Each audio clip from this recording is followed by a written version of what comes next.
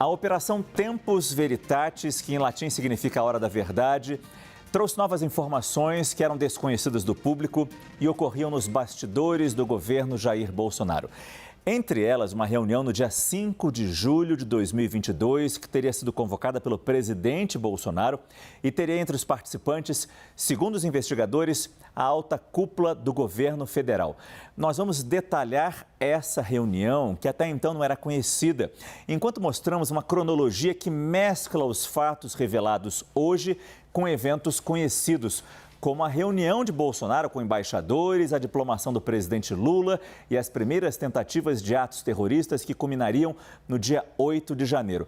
Então, começamos primeiro citando o dia 18 de julho de 2022, quando o então presidente Jair Bolsonaro se reúne com embaixadores no Palácio da Alvorada e nessa reunião, inclusive, foi por essa reunião que ele se tornou inelegível. Um dos motivos que o tornou inelegível nas próximas eleições por 8 anos, porque ele usou a TV pública para transmitir esse encontro, em que foram lançadas dúvidas e afirmações nunca comprovadas contra o sistema eletrônico de votação. Só que 13 dias antes dessa reunião, no dia 5 de julho, houve essa outra reunião aqui. A tal reunião que teria sido convocada por Bolsonaro. Estavam presentes Anderson Torres, então ministro da Justiça, Augusto Heleno, então chefe do Gabinete de Segurança Institucional, Paulo Sérgio Nogueira de Oliveira, então ministro da Defesa, Walter Souza Braga Neto, general, ex-ministro-chefe da Casa Civil e vice na chapa de Bolsonaro nas eleições de 2022.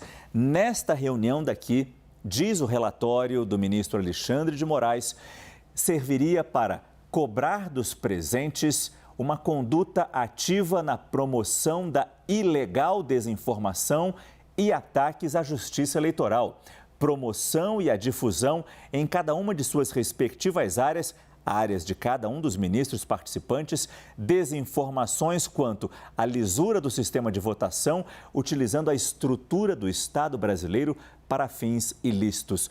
Coincidência ou não, hoje a gente sabe que não foi coincidência. 13 dias depois, viria a reunião com os embaixadores exatamente com esse tema, para falar mal da urna eletrônica e lançar dúvidas sobre o sistema eletrônico de votação no nosso país. Em outubro de 2022, nós tivemos o PL contestando o resultado das urnas, em novembro de 2022, em outubro de 22 tivemos a eleição, em novembro de 22, mais especificamente no dia 22 de novembro de 2022, nós tivemos o PL contestando o resultado das urnas, sem provas. O partido pediu que milhares de urnas não poderiam ter sido usadas no pleito e pediu que esses votos não fossem considerados.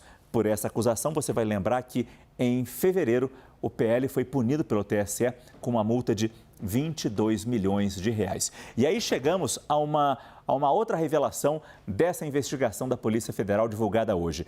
Dia 28 de novembro de 2022, uma reunião de Mauro Cid, ex-ajudante de ordens de Jair Bolsonaro, com militares, orientando manifestações e falando também, como em vários momentos do relatório, mas falando também aqui nessa reunião de Cid com militares sobre o monitoramento do ministro do Supremo Tribunal Federal, Alexandre de Moraes.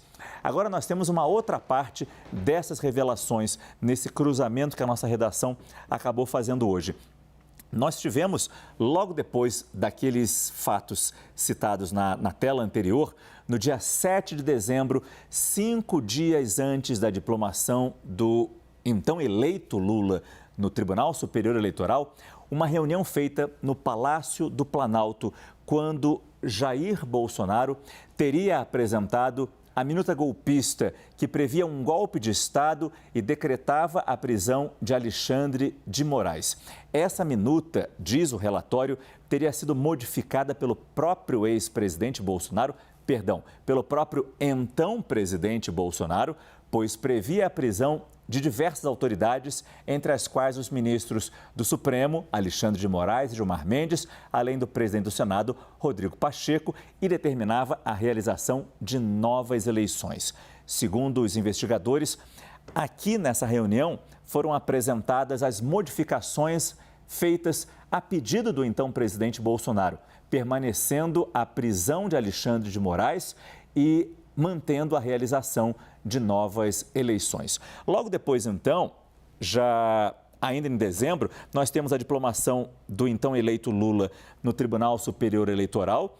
Nós tivemos um pouco mais para frente o plano de bomba no aeroporto de Brasília, no 24 de dezembro. Tivemos a posse de Lula no 1º de janeiro e depois os atos contra os três poderes, a invasão dos prédios na Praça dos Três Poderes no dia 8 de janeiro.